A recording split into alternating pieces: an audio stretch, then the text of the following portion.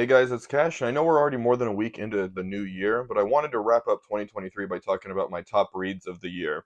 If you didn't see my last video, I went and discussed everything I read last year in order from about June of 2023 when I really started reading every day through December.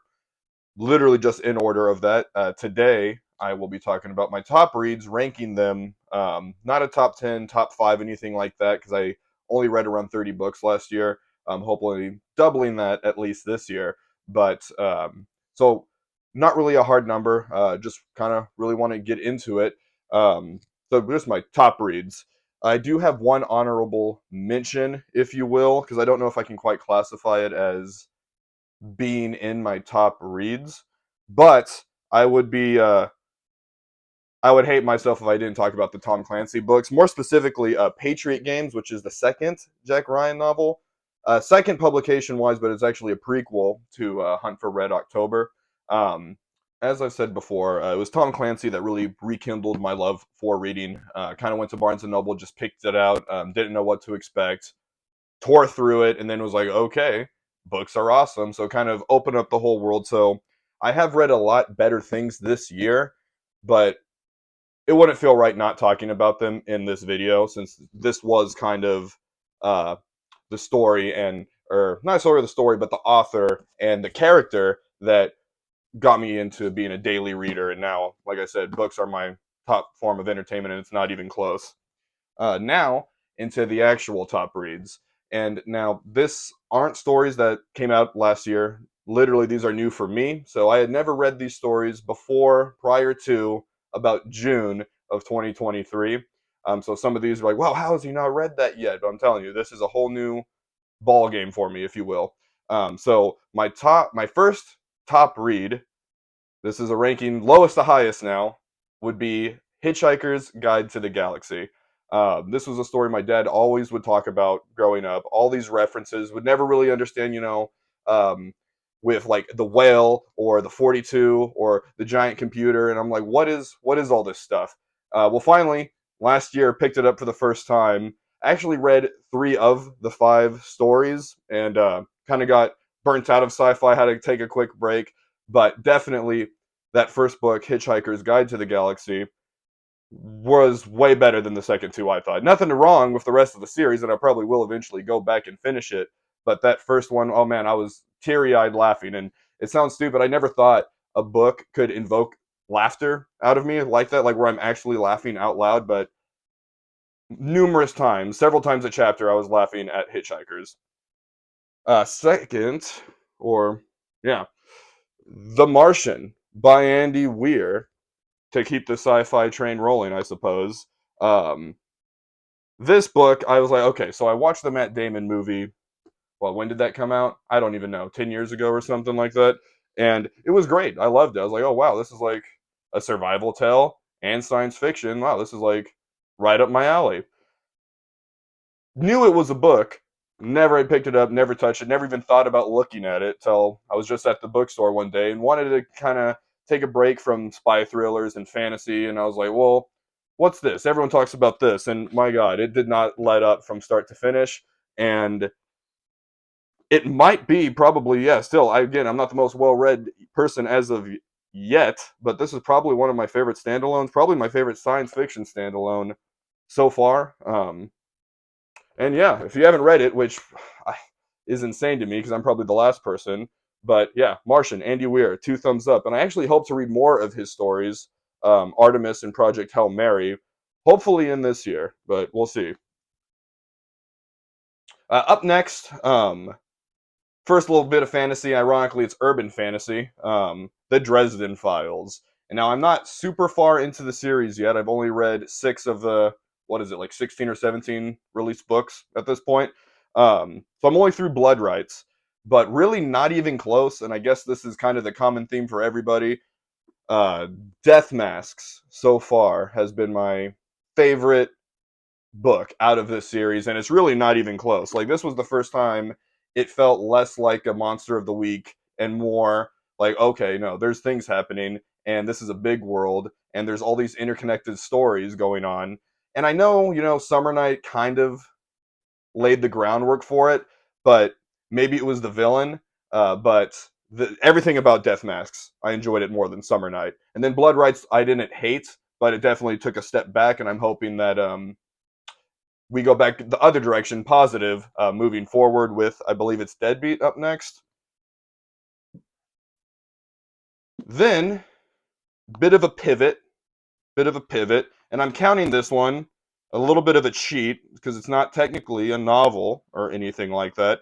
It is a collection of short stories, and to this day, some of the only horror I've read in my life. Hopefully that'll change. I'll probably be asking you guys for some recommendations here in the future. But Different Seasons by Stephen King was kind of just what I needed. Because I had never read King, haven't read a lot of horror, but this had something for everybody. It was the four stories, a Shawshank Redemption. It was The Body, which became Stand By Me, the movie, Apt Pupil, and The Breathing Method. And oh my god, all four stories are a little bit different and all horrifying in some different way, and they're magnificent in different ways. And man, I mean, who am I? Well, yeah, Stephen King, a great writer. Who knew? Everybody, I guess. But yeah, we'll definitely be reading more of him in the future. But Different Seasons, if you haven't read any Stephen King, like me, was perfect because now I wouldn't say hooked, but I am in a hurry to read more of King after this. I only have three more, so we're in the top three reads for me in 2023. Well, look at that. Dr. Seuss over here. The first one, this is actually the first fantasy series I picked up after getting back into reading, and probably the first fantasy I read since Return of the King in like my senior year of high school or something like that.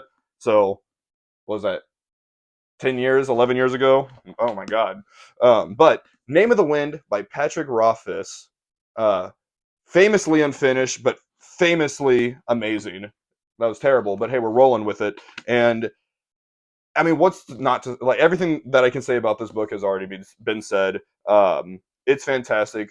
The prose is unreal. Definitely, out of any writing style, no one I've come across yet has been as talented as Patrick Rothfuss. And say what you will about the lack of a third book.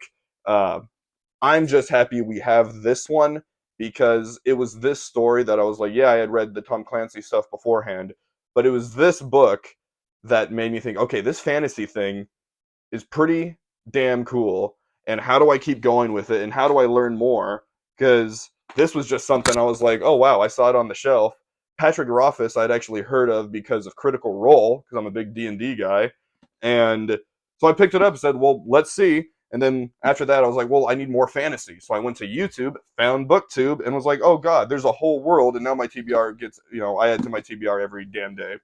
But hey, number 3 top read of 2023. Name of the Wind. Number 2, top 2 reads here. And I'm cheating a little bit because it was very hard for me to decide what entry of the trilogy I was going to pick. Because I'm kind of overall just saying the entire Mistborn era one because it was all phenomenal. But Hero of Ages ended up being my favorite. And maybe it's just because I'm a sucker for endings, and the ending in this was unreal. Everyone who's read it knows what I'm talking about. Because the whole time you're like, damn, how are they getting out of this? It's bad. And then somehow Brandon Sanderson ties it all together, and it was in such a way where you're like, wow, that's kind of outlandish, but it all makes sense. Like everything he did, said, everything the characters do makes perfect sense. And it was because he set them up so well across the whole trilogy. I'm excited to go forward with Era 2 in later this year, and kind of the Cosmere in general. I will be tackling more of this year. Now, finally, my book of the year, my top read, my favorite story that I picked up. I had no idea. If you had told me a year ago, I never even heard of this series. And now I'm like, oh my god, it's amazing. It's becoming my favorite, and I'm not even done with it yet. And I'm talking about Red Rising, more specifically, Golden Sun by Pierce Brown. Blew my mind. 30 Ways to Sunday. This was incredible from start to finish. I don't know what to say. Like I've only read, let me see from my bookshelf, and I've only read probably about 30 books because again, I started in June of last year. Was not a reader. I mean, read sometimes, read for school, read for work, but never really reading for fun. And so, of those stories, this is the only one I can rank 10 out of 10. Fantastic, 2 thumbs up, not a doubt. I will recommend this story to anybody now. And everyone talks about, oh, well, it's not like, yeah, it's way better than the first one, but you got to get through the first one. Red Rising, I did not find anything wrong with. Like, a lot of people kind of poop on it and say it's Hunger Games on Mars. And I'm like, I get what you're saying, but once you actually start reading the content, you're like, there's no way this is close to Hunger Games. Once actually get into the nitty gritty of what's going on, you're like, oh my God, the themes in this are off the damn wall. But Golden Sun, Book of the Year 2023 for me. I've only read up through Morning Star so far, and I cannot wait to keep going. Um, But yeah, those were my top reads of 2023. Probably not the most well put together video. I just wanted to get my thoughts on camera before we got too much further into the new year. Because on my next video, I'll actually be talking about all of the series I plan on finishing this year. Spoiler alert, Red Rising on the list because I've only read the original trilogy. I've not read the sequel stories yet, so that will be on this video. So not stories, not series I'm starting and finishing, just series I'll be finishing that I plan to finish in 2024. So be sure you be on the lookout for that video. I should have it up probably here in the next couple of days. But until next time, see ya.